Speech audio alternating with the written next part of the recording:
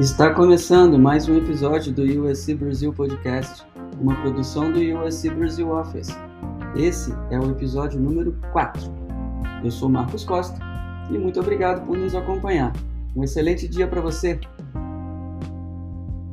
Os demais episódios você pode ouvir pelos principais agregadores de podcast. Acompanhe o USC Brasil Office no Facebook, LinkedIn ou Instagram e fique atualizado.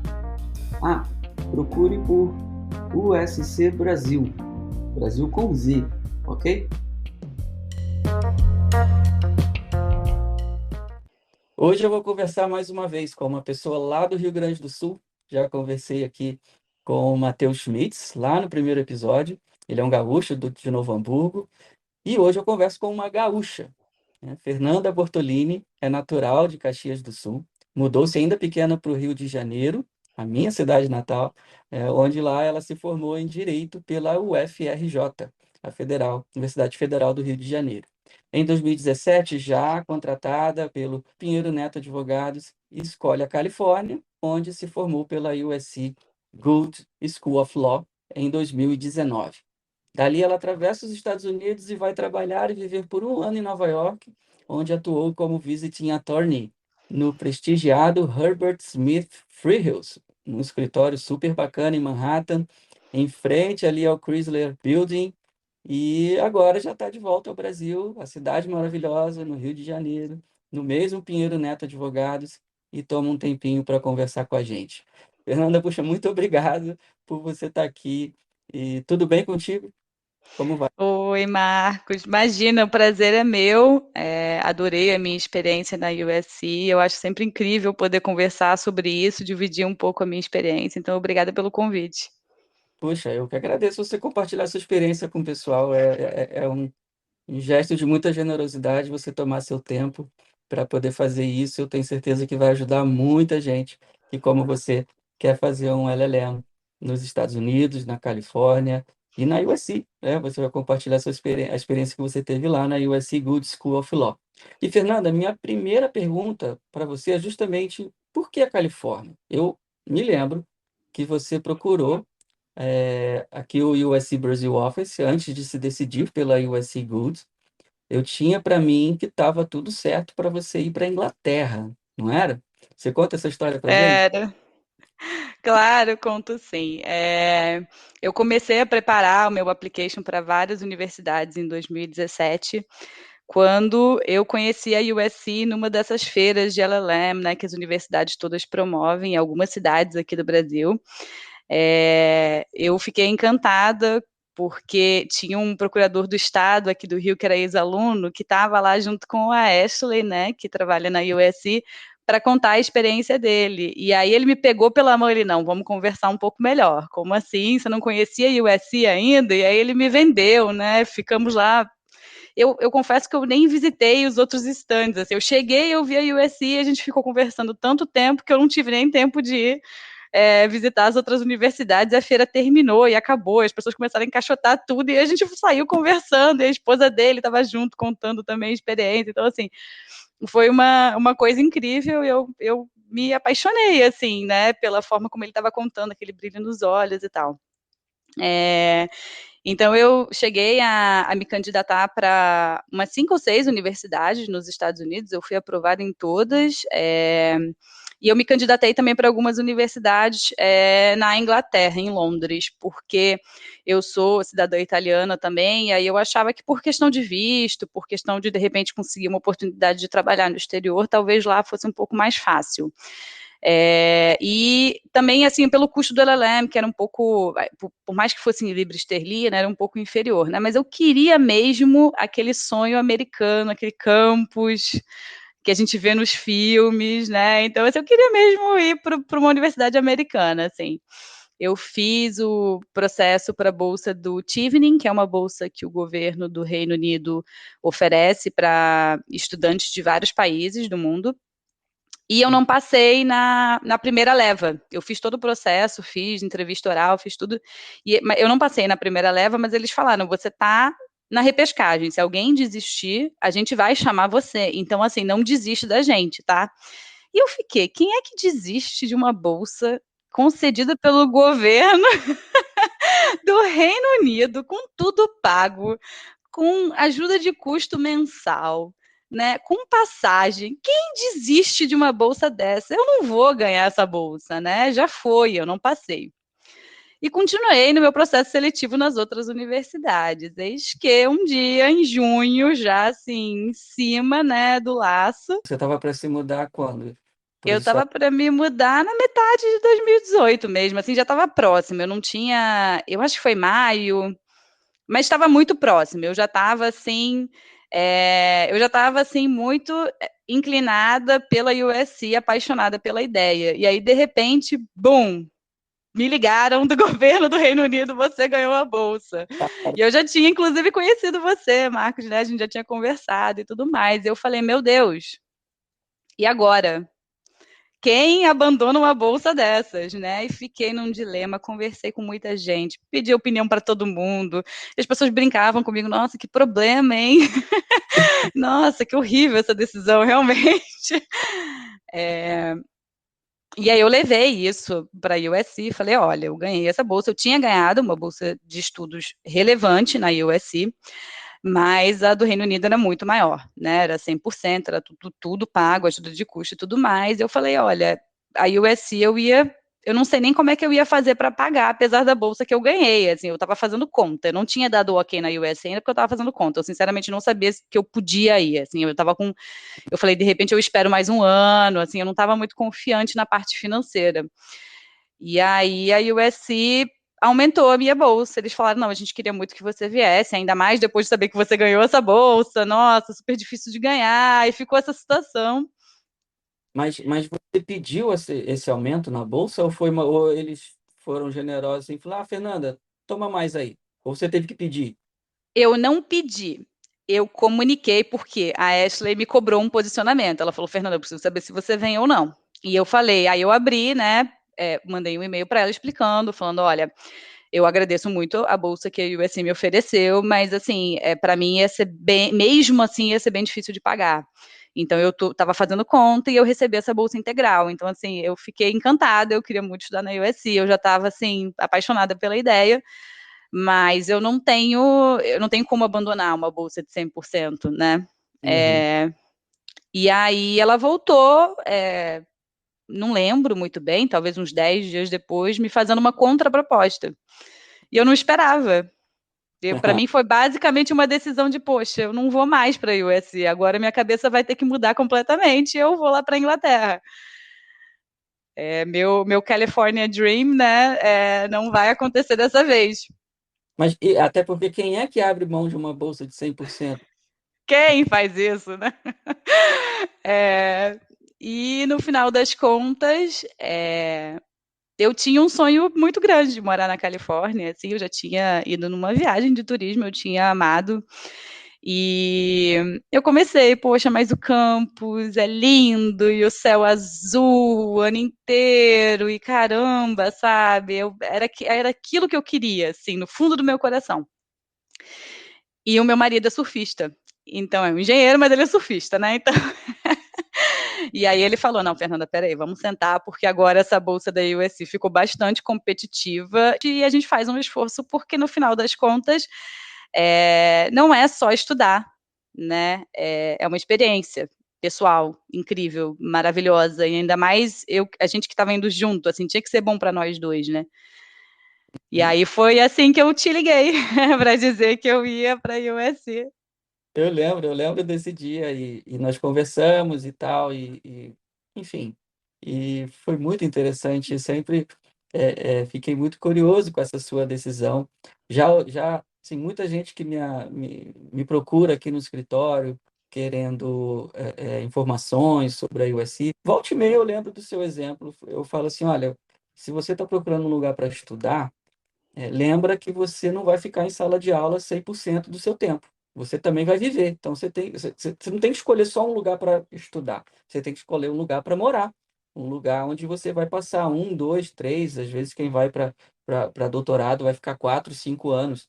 Então, pensa também nas suas preferências, nos seus sonhos, nos lugares que você tem vontade de morar. Mas, é claro, Fernanda, a parte financeira também pesa muito, né? Você recebeu algum apoio que te ajudou no aluguel, certo? Do escritório onde você já trabalhava. Você ganhou uma bolsa de estudos da USC, porque você foi bem no application, eles entenderam que você era uma boa candidata e tal, e fizeram um esforço também para ter você, tá? Vou só pegar nesse ponto aqui, porque a gente falou lá atrás, e eu até te provoquei, perguntando se foi você que pediu para eles aumentarem a sua bolsa ou não, porque eu percebo que muitos brasileiros ficam meio aqui com receio. Poxa, já me ofereceram uma bolsa, mas eu preciso de mais. Ou a outra universidade está me dando mais, mas eu queria ir para essa.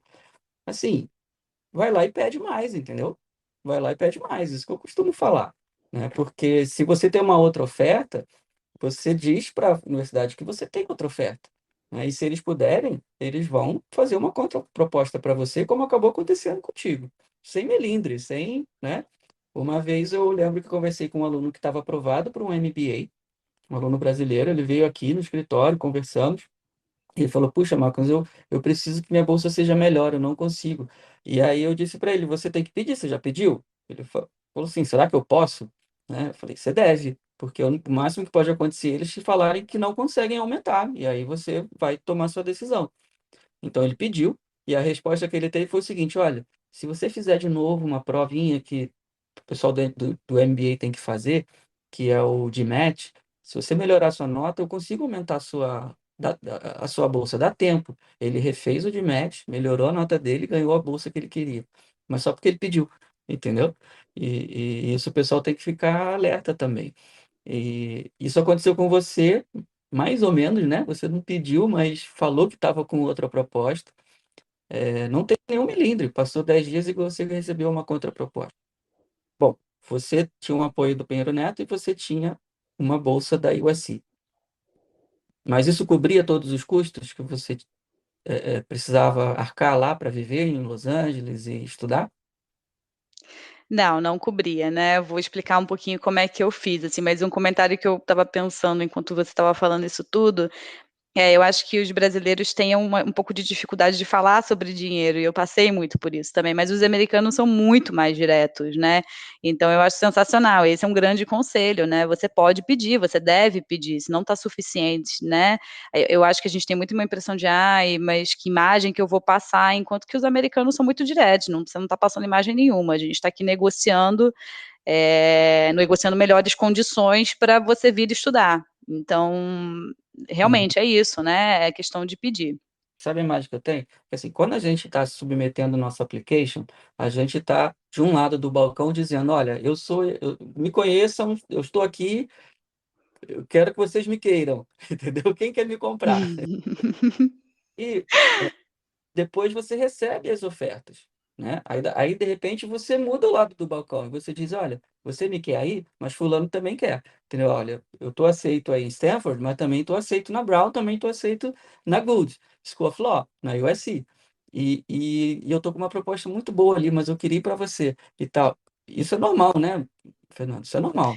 É, isso é normal e na verdade eu fiquei um pouco impressionada, assim, porque a gente sabe que algumas universidades nos Estados Unidos são, assim, não dão muita bolsa mesmo, mas a maioria, se você, expressar a sua necessidade, eles dão alguma bolsa, alguma ajuda. Então, assim, eu acho que isso é muito importante de dizer, porque às vezes as pessoas até têm um sonho, acham, admiram alguém que foi estudar fora, mas falam: "Nossa, isso não é para mim", né, porque justamente isso, nem pede, né, nem sabe que pode pedir, que eu acho que é Hum. um trabalho muito legal esse do podcast, a gente divulgar isso, né, peça, pra gente que ganha em real, é muito caro, é muito dinheiro, né, são poucas as pessoas que podem pagar isso de forma integral, na verdade, saindo do Brasil.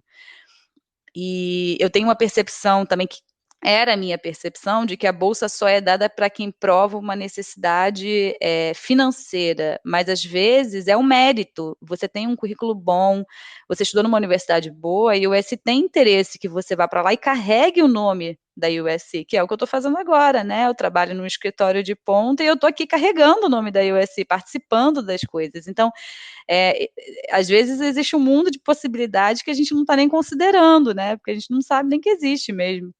É verdade, as universidades têm o prestígio que têm também por causa dos alunos e alunas que têm, entendeu? Então eles disputam os melhores e as melhores, entendeu? E pelo que eu entendi, houve uma disputa por você.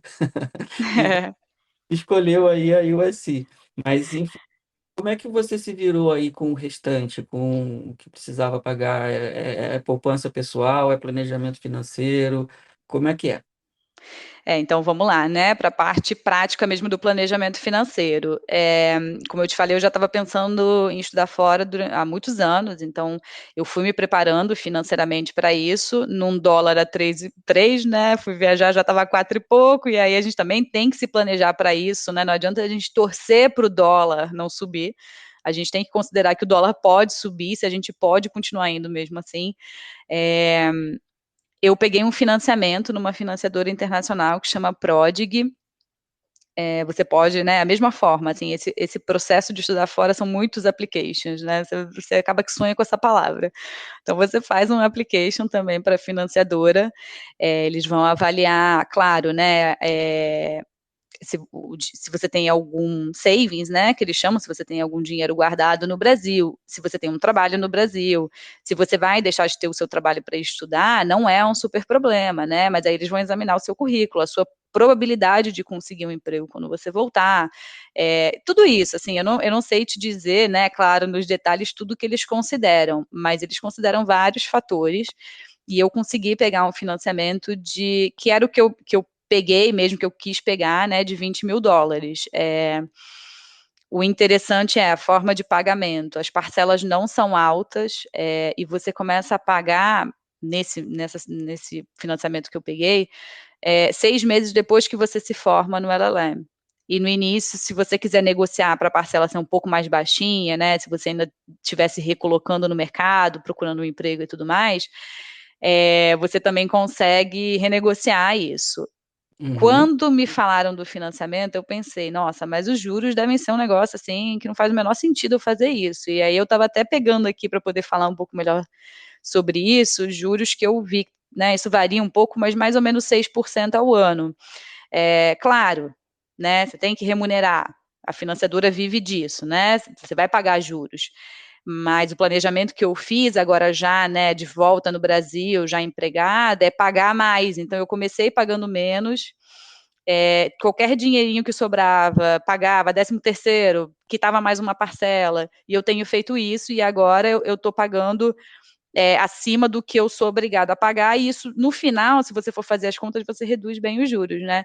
Eu achei que foi um bom negócio, porque eu tinha dinheiro guardado, mas você se vê numa situação de raspar a sua conta, né, fora, assim, você ficar sem nenhum dinheiro, para mim era uma coisa muito agoniante, porque a minha família não poderia me socorrer se acontecesse qualquer coisa. E quando você vai estudar fora, você tem que pagar, né, obrigatoriamente um plano de saúde, mas mesmo se não fosse obrigatório, seria uma ótima ideia você pagar um plano de saúde nos Estados Unidos. Claro que a US oferece, né, um plano de saúde com valor para estudante, que para os Estados Unidos é muito, muito bom o preço, é um valor anual, mas você tem que pagar os livros que são caríssimos, ainda que você pegue livro usado, né? Tem toda uma dedicação ali. Se você vai ficar no campus o dia inteiro, você tem que pagar uma alimentação. É, você vai viver na cidade, né? Então você tem um pouco de lazer, tem coisas que você quer fazer. Então, é, para mim foi muito importante por isso. Assim, eu consegui manter uma poupança, digamos assim, para se acontecesse qualquer coisa, e eu consegui financiar uma parte, e assim fui pagando tudo e tá tudo bem, agora ainda continuo pagando, mas eu tô quase quitando. É, por exemplo, né, quando surgiu essa oportunidade de morar em Nova York, eu ia para trabalhar, eu ganhei um salário assim, né, por ser visiting attorney, não era aquele salário que os americanos ganham e tudo mais, mas era um salário suficiente para eu pagar o meu custo de vida enquanto eu estava vivendo ali. Só que mudança envolve muito valor. Alugar um apartamento envolve pagar antecipado, às vezes alguns meses, ou dar um cheque depósito. E aí foi quando eu me recorri ao meu dinheiro que estava guardado.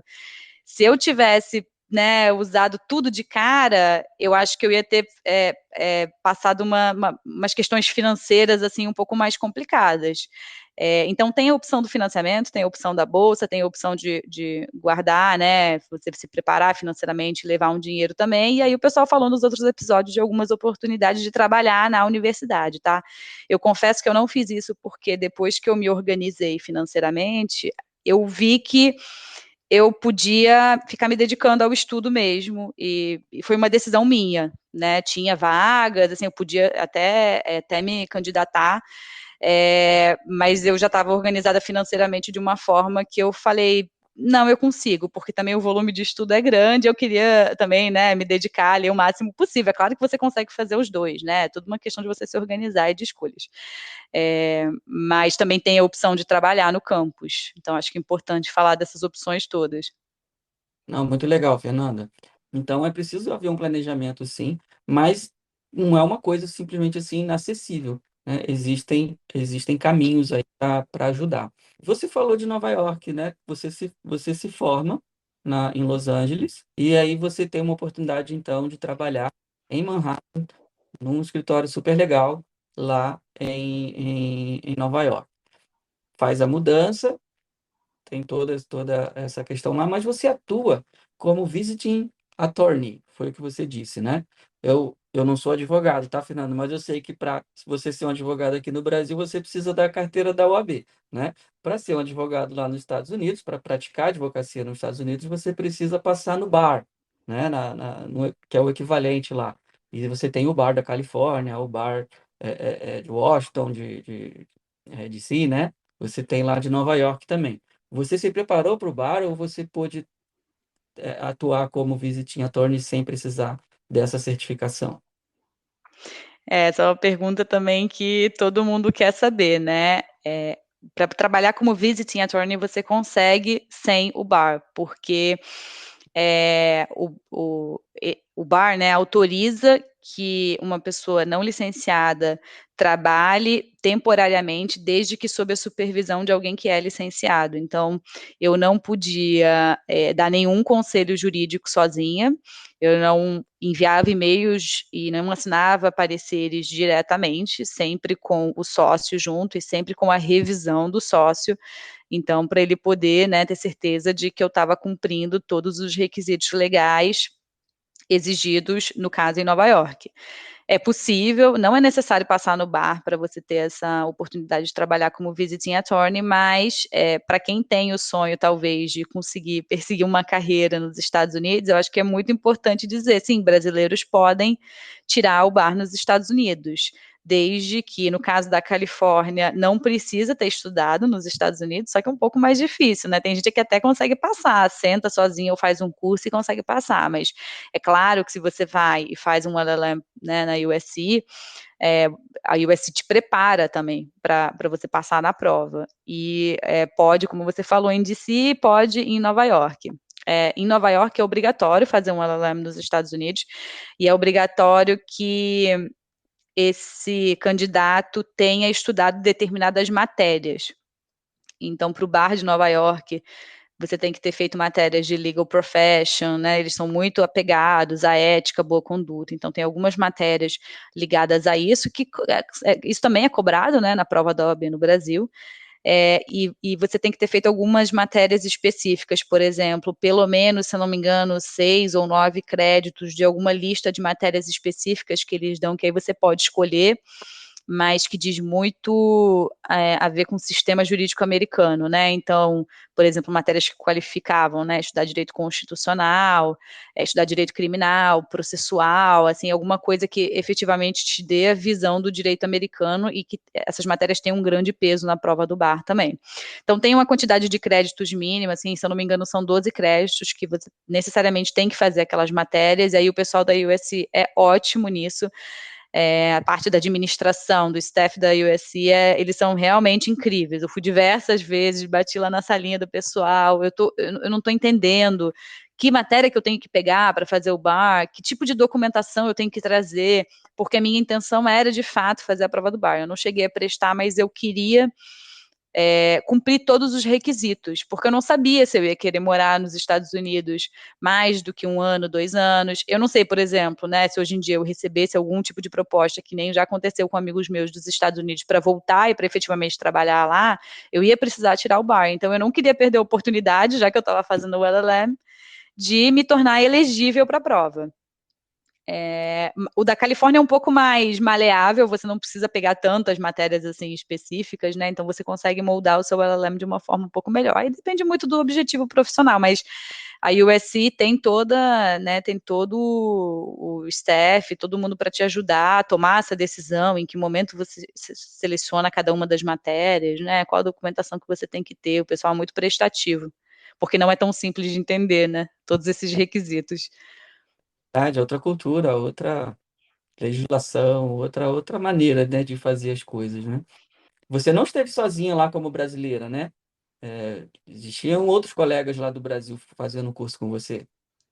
Sim, existiam. Éramos 5 ou 6 brasileiros, né, na turma do LLM. Todos ficamos amigos todos, né? A gente se fala. Inclusive, uma das minhas amigas, né, Aline, beijo, fazer aqui uma mensagem da amizade. A gente ficou muito amiga, assim, foi realmente uma grande amiga, o que é super legal. A Jéssica também, que ficou na Califórnia, ela ainda trabalha lá. É, Muitos brasileiros, não só na Gold, né, mas em outras faculdades também, e aí acaba que você conhece o pessoal, tem associações de brasileiros, ou amizade mesmo, um conhece o outro, apresenta, tem festa, tem toda uma vida fora da sala de aula ali, que é muito legal, muito interessante. Brasileiro gosta de ficar junto, conviver junto, né, então você rapidamente identifica os brasileiros e passa a conviver. E claro, né, é sempre legal você expandir e procurar, né, fazer amizade com outras nacionalidades. Tem muitos indianos, muitos chineses, tem pessoal grande da Europa, vários países também. Essa questão de você lidar com diferentes culturas é uma das coisas mais legais do LLM também, né? Mas claro, os brasileiros têm um lugarzinho especial no coração.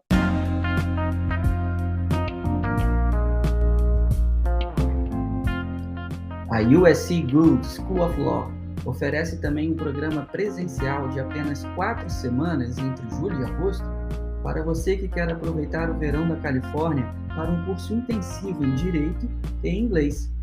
O USC Gould Summer Law and English fortalece sua proficiência em inglês, incluindo o vocabulário jurídico e a escrita, ao mesmo tempo em que o ajuda a construir uma base para futuros estudos jurídicos nos Estados Unidos.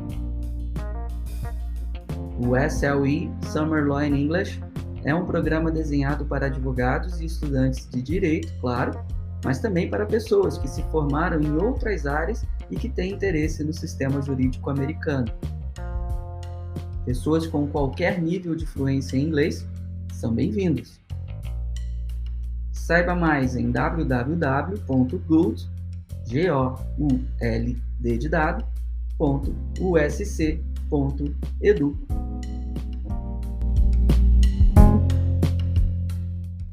A USC Gould oferece várias opções, vários tipos de LLMs, né? A gente está falando de LLM o tempo todo, está falando de um mestrado em Direito. Então, a USC oferece LLMs com concentrações diferentes, né? Tem o International Business and Economic Law, né? Um programa de LLM também, o ADR, Alternative Dispute Resolution, foi o que você fez? Foi, eu fiz o ADR.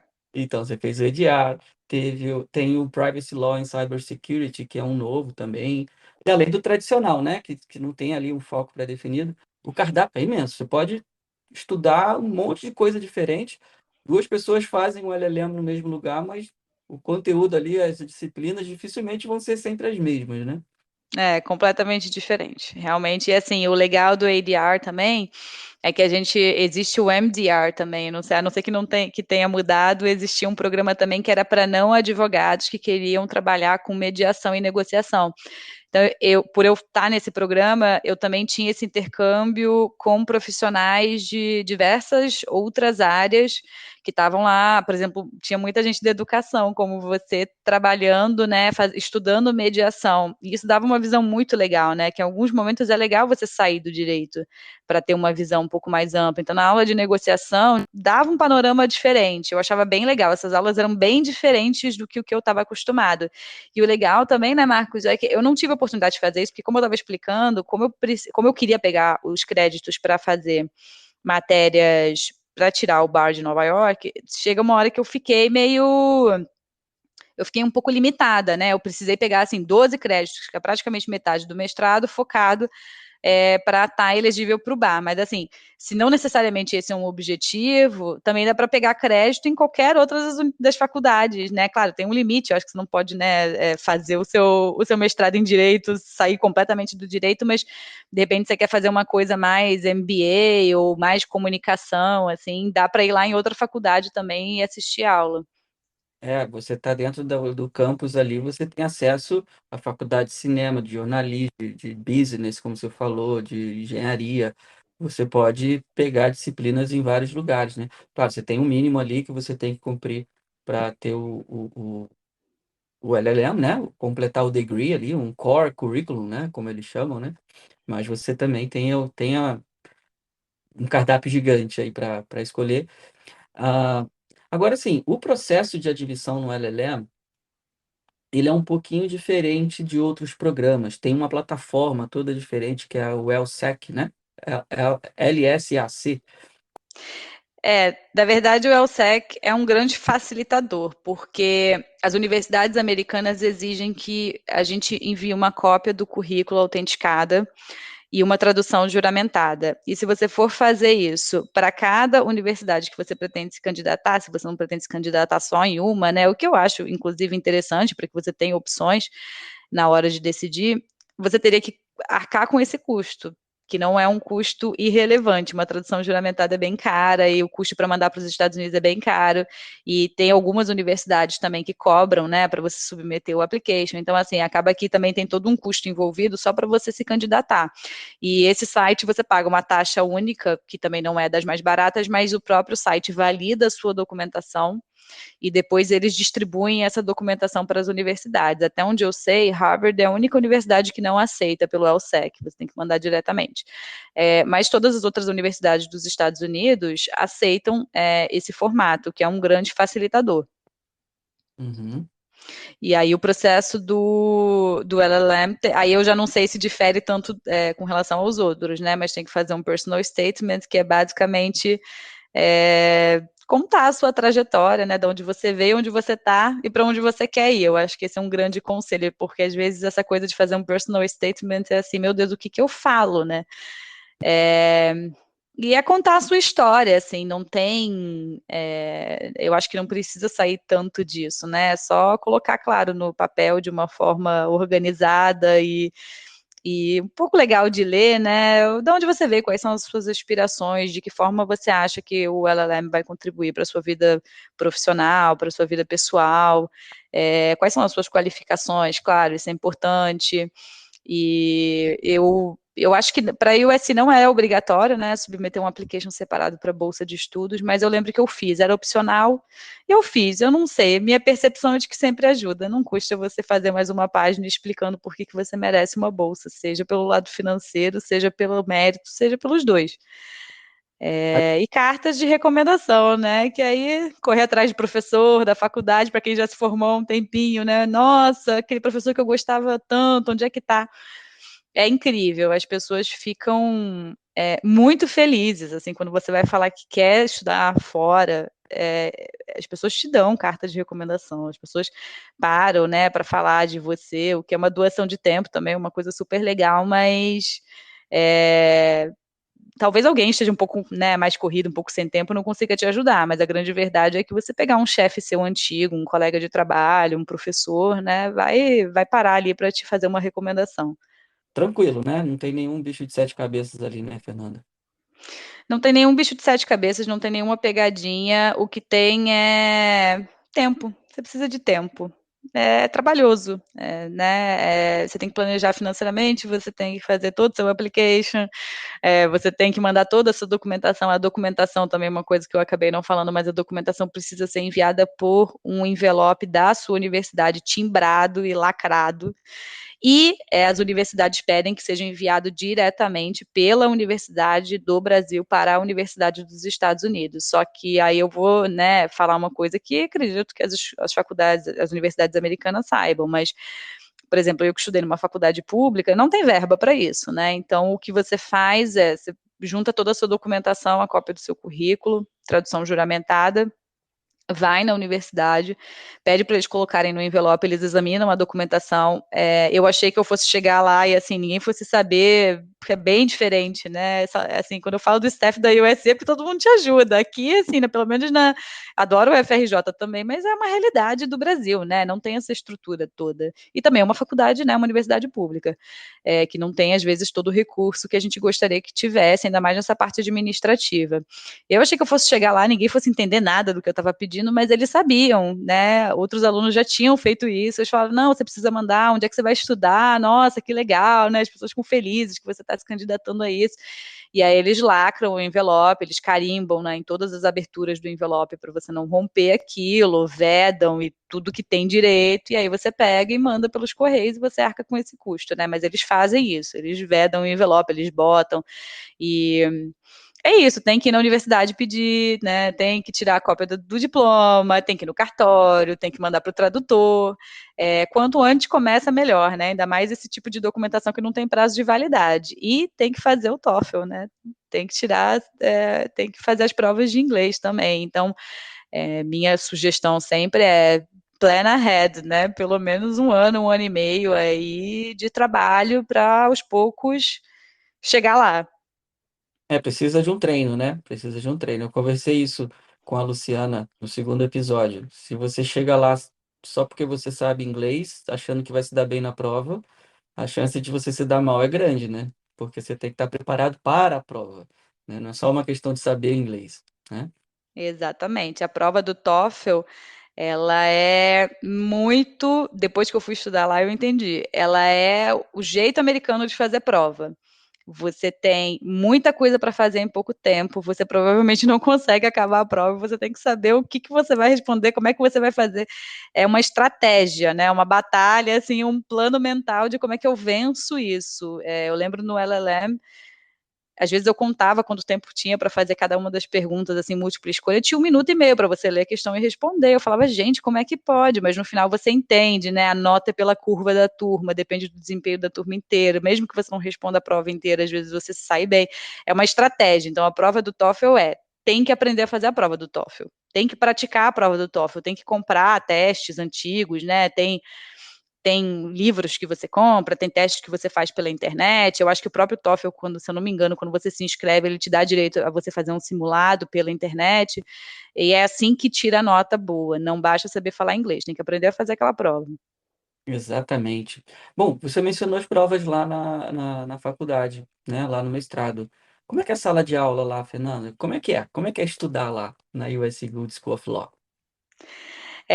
Depende muito, né? Assim, por exemplo, tinha a matéria de introdução ao direito americano é uma matéria obrigatória, então todo mundo do LLM faz. Todo mundo do LLM, a gente está falando de 300, 400 alunos, e são duas turmas. Então você estuda ali com 150, 200 alunos, é num auditório, né? Um auditório bem grande, bem equipado.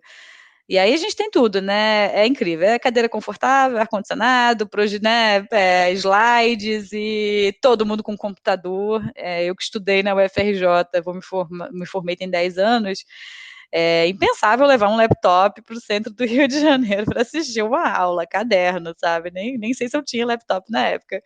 Essas coisas evoluíram muito em 10 anos, né? Mas lá é todo mundo com laptop, todo o sistema, o site, você baixa o material, o professor já disponibiliza todos os slides, todo o material que você tem que ler. Aí uma dica, né? Mestrado é puxado e você tem que ler. O americano estuda de forma diferente. Você tem que estudar antes de ir para a aula, porque senão chega na aula você não entende nada. Então, assim, e tem que começar a estudar antes do LLM começar. Eu não sabia. Eu cheguei lá brasileira, primeiro dia de aula, não tinha nem livro, não sabia que tinha que comprar antes. Sabe assim, o professor vai explicar no primeiro dia de aula. Não, no primeiro dia de aula era matéria, então vocês já devem ter lido o capítulo 1 ao 4. E, Fernando, o que você acha daquele caso X? Então, opa, né? Primeira semana eu falei, opa, eu acho que eu vacilei aqui no planejamento, né? Tava aqui para a praia no verão. Tem que, assim, 2, 3 semanas antes do LLM, já senta, já, né, acessa. Foi um vacilo meu, um desconhecimento, uma questão cultural muito diferente mesmo. Lá você se prepara para a aula. As instalações, por exemplo, dessa sala eram incríveis, né? Era um auditório, mas essa aula te dá menos, por ser muita gente, te dá menos interação com o professor. Mas aí você vai para outra aula, que é uma mesa em U, e tem 8 alunos, cada um de um país. Incrível. Eu fiz essa matéria, eu fiz International Human Rights, eu queria muito estudar, né? Direitos humanos também. Apesar de estar fora do programa do BAR, estar fora do programa do ADR, é de um interesse pessoal mesmo. Eu acho que é uma matéria incrível. E era uma professora americana, com uma colega australiana, com um colega fazendo PhD, com uma colega do undergrad, com uma menina das Filipinas contando, né, os horrores que estavam acontecendo lá politicamente. Então, incrível. Essa aula realmente tinha que se preparar, porque era um bate-papo, era conversa, opinião, apresentar trabalho.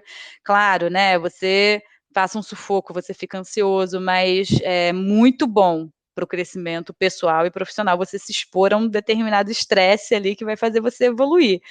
E para mim essa aula foi muito isso, assim, era uma aula que me desafiava muito, era uma aula que eu tinha que me preparar muito bem. E aí a instalação era isso, era uma sala menor, uma sala mais simples, tudo muito bonitinho, né, muito organizadinho. O campus da USC, realmente, para quem não assistiu Legalmente Loira, foi filmado lá, então, assim, é uma coisa incrível. Essa sala, por exemplo, era uma sala simples, mas muito bem equipada com tudo. Uma sala menor pelo tamanho da turma. Um outro exemplo de salas legais, assim, tinha umas salas intermediárias, que aí era um mini auditório, então não sentava cada um na sua mesa e cadeira, assim, são aquelas mesas, né, que vão de fora a fora, e você senta meio que todo mundo junto, é muito legal. É muito bem equipada, a universidade, os cafés, cansei do prédio de direito, vai na escola de cinema tomar um café no café de lá, é incrível a escola de cinema, vai na Edinburgh, que é a escola de comunicação, que era o melhor café de todos, era da escola de comunicação, e aí às vezes você tá lá e entra um famoso para dar uma palestra, Los Angeles, né? Aliás, na minha formatura, Sylvester Stallone estava lá porque a filha dele estava se formando na faculdade de comunicação, ele passou do meu lado e eu fiquei meio, meu Deus, né? Foi muito interessante. Então, assim, a instalação das salas de aula, né? Tudo muito bom, tudo de primeira qualidade, assim, mas o charme é o campus. E aí já posso entrar aqui e vender um pouco o paraíso, que é o campus da USC. É fantástico. O campus é muito usado para várias produções de Hollywood. Estamos perto ali, né, de Hollywood, perto da indústria. Quem assistiu, quem ouviu o episódio com a Vitória Vasconcelos, cineasta que se formou na School of Cinematic Arts da USC, ouviu ela falando. A relação com a indústria é muito grande, né? E aí o campus é usado como set de filmagem assim, para um monte de produção de Hollywood. E é mesmo, o pessoal fala isso, né? Quando você chega lá, tem algumas palestras de ambientação e tudo mais, né? E todo mundo fala isso. Vocês vão ver seriados sendo filmados, filmes sendo filmados, e vocês vão poder sentar ali no gramado e assistir uma produção de Hollywood acontecendo na frente dos seus olhos. Eu falei, deve ser de vez em quando, né? Não é tão de vez em quando assim, não. O campus é enorme. O que eu fazia, que eu sou uma apaixonada por aquele campus. O meu marido foi estudar lá também, não na USC, naquela universidade que a gente não quer mencionar o nome. Foi na concorrência, mas ele falava. Hã? Tá, pode mencionar, não tem problema não. Tô brincando, porque tem a rixa, gente. Toda cidade que se preze com duas universidades boas tem sua rixa. Então, a UCLA e a USC são a super rixa. É maravilhoso quando tem. Aí a gente pode ficar aqui horas falando de jogo de futebol, jogo de basquete, e a rixa que tem das duas universidades, e as brincadeiras, assim, é muito legal. E ele estudou na UCLA, ele não é advogado, mas ele estudou na UCLA, e eu estudei na USC, e ele falava, não sei, eu não gosto de ficar o dia inteiro lá no campus, eu prefiro ficar estudando em casa, eu acho mais confortável. Eu não. Eu ia para o campus e eu ficava lá, eu almoçava com os meus amigos, e os meus amigos que moravam no campus, a gente ia lá no final do dia, tomava uma cerveja juntos, e a minha vida era aquilo ali. Então eu comprei uma bicicleta, e a gente pode falar um pouco disso, que eu não morava no campus, né? Mas eu ia com a minha bicicleta no metrô, que tem um espaço específico, você bota a bicicleta, parece um bicho de sete cabeças, mas tem elevador em todas as estações de metrô. Era assim, muito tranquilo, engatava minha bicicletinha lá, sentava e ia para a universidade, tirava a bicicleta na plataforma perfeita, com rampa para você descer, assim, sabe? É muito bem estruturado, assim, era zero perrengue. Por que eu gostava de fazer isso? Porque eu gostava todo dia de pedalar pelo campus. Eu pedalei todos os dias pelo campus, porque tem ciclovia dentro do campus. É muito grande. Eu gostava de ficar vendo coisas diferentes que estavam acontecendo. Então, assim, eu falava, 15 minutinhos eu vou dar uma pedalada. Ia lá assistir o pessoal treinando, a banda da USC treinando para a apresentação dos jogos, ia assistir o pessoal jogando, treinando, futebol, né? Aí passava na frente da escola de cinema e aí via, de repente, o pessoal estava saindo com aquelas câmeras e tal, eu achava um barato. E aí, nesses momentos que eu acabava vendo as filmagens, porque nem sempre era ali nos principais pontos do campus, né? Porque também é muito aluno, né? É um pouco difícil, assim, no meio do período letivo, fechar a universidade, né, num lugar muito movimentado. Então, eles escolhiam uns lugares, às vezes, um pouco mais estratégicos, né, um pouco mais afastados. E aí que você vê, nossa, eles estão filmando alguma coisa, e parava lá para assistir, ia no outro prédio ver alguma coisa acontecendo, assim, era super divertido. Então, assim, para falar um pouco do campus, né, Los Angeles tem, se eu não me engano, a estatística são 300 dias de sol por ano, e sim, céu azul e sol, mesmo quando tá mais friozinho, incrível, só chove sim, no inverno um pouco, temperatura maravilhosa e dá para você almoçar embaixo da árvore, dá para você estudar, sabe, assim, sonho de consumo acadêmico americano, não tem nada mais incrível do que você aproveitar tudo que aquele campus tem para oferecer. Que legal. O campus realmente coloca o pé lá, você fica apaixonado. Agora, você falou então, que eu estava na minha lista aqui te perguntar onde é que você morou. Você não morou no campus, então, morou mais afastado, pegava o metrô. Todo mundo fala do metrô de Nova York, né? Mas Los Angeles também tem metrô, né? Não é a mesma coisa. Não vai para todos os lugares, mas vai para USC, né? Vai para a USC, que é o que importa, né? E da USC vai para Santa Mônica, para a praia, que é o que importa mais para quem está morando no campus. Você consegue aproveitar também, né? Não precisa ficar também só no campus. Final de semana dá para fazer muita coisa com o metrô. Eu morava em Culver City, que ficava ali, né? Era uma coisa meio do caminho para eu ir para a USC, meu marido ir para a UCLA. A gente montou meio que assim. Como meu marido surfa, né? Eu acho que eu mencionei que foi uma das grandes decisões. Ele queria muito morar na Califórnia e surfar lá. A gente acabou comprando um carro usado e tudo mais, mas assim, é Estados Unidos, né? Tem muitas oportunidades quando a gente está falando de consumo. Então a gente comprou um carro e depois a gente vendeu praticamente pelo mesmo preço. Então é uma coisa legal das pessoas saberem também, né? Dá para fazer isso, não dá para financiar. A gente acha que tudo a gente vai chegar e vai financiar tudo nos Estados Unidos com uma super facilidade, mas não, porque a gente não é de lá. Mas teve gente, assim, por exemplo, que falou para mim: caramba, eu tinha carro no Brasil, vendi o carro no Brasil e comprei um carro bem melhor lá nos Estados Unidos. E depois eu vendi, trouxe o dinheiro de volta e comprei outro carro no Brasil. Então, assim, se é uma coisa que a pessoa quer fazer, também dá para fazer, né? Mas não é necessário, ainda mais se você mora no campus, realmente não tem menor necessidade. Então eu morei nesse bairro, que é um bairro bem residencial, super legal, que tinha uma estação de metrô, a estação mesmo de Culver City, e eu levava 20 minutos até a universidade, era bem rápido, era bem perto. O metrô funciona muito bem, as pessoas falam como se não tivesse metrô em Los Angeles, mas na verdade tem e ele funciona super bem. Ele não tem para todos os pontos da cidade, às vezes você tem que fazer algumas conexões que vão te levar mais tempo, mas tem outras opções, né, de transporte pela cidade, não é só o metrô. Então Para mim era o mais fácil, era o mais óbvio também. Quando a gente procurou apartamento, a gente tentou um lugar que eu, como a USC é em downtown, né? Eu queria ir de metrô porque tem muito trânsito, então fazia sentido ir de metrô mesmo.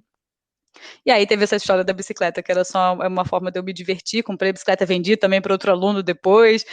Quando você faz isso, você compra muitas coisas e vende muitas coisas durante esse ano e tá tudo certo no final, fica meio no 0 a 0 financeiramente falando. E a minha opção por morar fora do campus foi porque eu fui com o meu marido. Então, como ele não ia estudar, né, ele foi estudar em outra universidade e as residências familiares também na USC são um pouco mais restritas, até tem, mas aí se é uma opção, né, ir com a família e ficar numa residência estudantil que tem um apartamento só para a família, tem que se candidatar bem antes, assim, porque não tem a mesma quantidade de vagas para quem está indo solteiro. Então, tem opções, o pessoal, o staff da USC também ajuda a resolver esse tipo de coisa, mas aí é legal planejar um pouco mais de antecedência. Pelo menos essa foi a minha experiência, né? Porque como teve essa questão toda que a gente contou, eu acabei tomando uma decisão realmente muito em cima dos prazos. E aí, mas todos os meus amigos moravam no campus, eu fui em várias das instalações, dos apartamentos, dividia um apartamento e tal, assim, para quem não vai acompanhado, a minha dica é ficar no campus, facilita muito a vida, financeiramente falando é um pouco melhor também, e aí tem uma questão muito importante que no campus da USC, a USC é a mantenedora dos apartamentos. Então, a partir do momento que você aceita estudar lá, a USC te aloca num apartamento. Eu fui procurar um apartamento sozinha e é muito difícil, assim, é uma coisa que eu não imaginava, porque você não tem emprego nos Estados Unidos, você não tem o famoso Social Security, que você precisa para tudo, você ainda não tem, né? Você vai ter depois, se você conseguir trabalhar, e você não tem fiador, muitas vezes você não tem o dinheiro para pagar o aluguel antecipado, né? Imagina pagar 6 meses de aluguel antecipado em dólar. Então, foi muito difícil. A nossa sorte é que a gente tinha uma amiga, né? A gente tem uma amiga que mora em Los Angeles que recebeu a gente. A gente tinha alugado um Airbnb, mas era por pouco tempo. Eu achei, tá, na minha inocência, é por isso que eu gosto de falar sobre isso. Na minha inocência e ingenuidade, eu achei que em 15 dias eu ia conseguir resolver isso, e eu precisei de 2 meses, 1 mês e meio para conseguir resolver.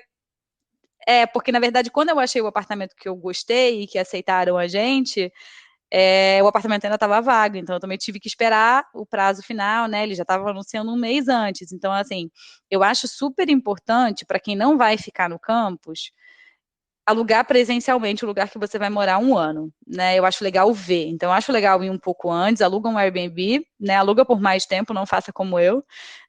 Aluga por um mês, dois, pelo menos, e procura algum lugar presencialmente mesmo para você visitar, mas assim, já vá munido de toda a documentação possível.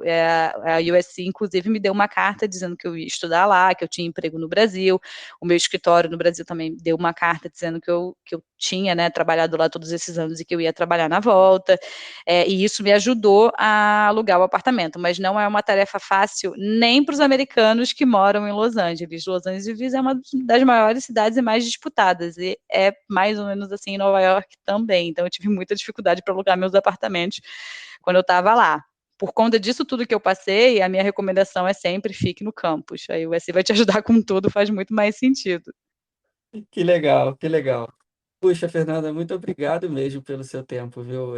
Muito bacana ver você contar sobre essa trajetória, sobre essa aventura que foi para você, com essa alegria toda, né? Parece que você acabou de voltar e eu tenho a impressão nítida assim que te marcou bastante e que você tenha muito sucesso aqui, continue tendo muito sucesso, orientando também muita gente jovem aí também que está começando a carreira, que está fazendo estágio lá. Puxa, quero muito te agradecer pela generosidade de contar com o seu tempo aqui. Olha, eu acho que eu não sei se eu consigo pagar a hora de um advogado Pedro Neto, né? Imagina! E sim, foi talvez a experiência pessoal mais incrível que eu tenha passado até agora. Assim, acho que eu ainda vou passar por outras experiências, né? De repente até mais incríveis no campo pessoal, mas até agora foi incrível. Eu tenho um carinho imenso por esse ano que eu passei lá, por essa oportunidade de vivenciar a USC. Muita gente te procura assim, puxa, dá uma dica, Fernanda, como é que é isso? Só umas 15 pessoas por ano. Toda hora, né? Toda hora. E é um Agora, prazer, eu adoro. Por favor, fiquem à vontade, podem pedir meu contato, né, para o Marcos ou me procurar no LinkedIn também, e-mail do escritório, como achar mais fácil. muito obrigado, Fernanda, muito generoso da sua parte. É, Imagina, eu é que agradeço o convite. ajuda muito o pessoal que quer ir e para passar, de repente, menos perrengues aí, né? Claro, ficar só com a parte boa. Mas eu é que agradeço, é uma honra poder falar da USC. Tudo de bom para você. Obrigado. Obrigada.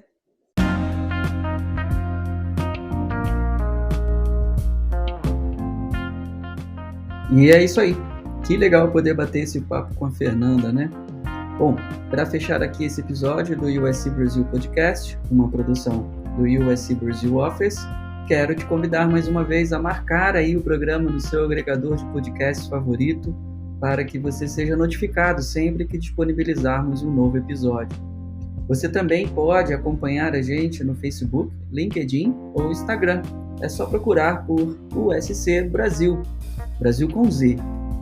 E o e-mail do USC Brasil Office é brasilsc@usc.edu. Mas no e-mail, Brasil é com S, ok? Enfim, grande abraço, tudo de bom, muita paz e até a próxima. Tchau!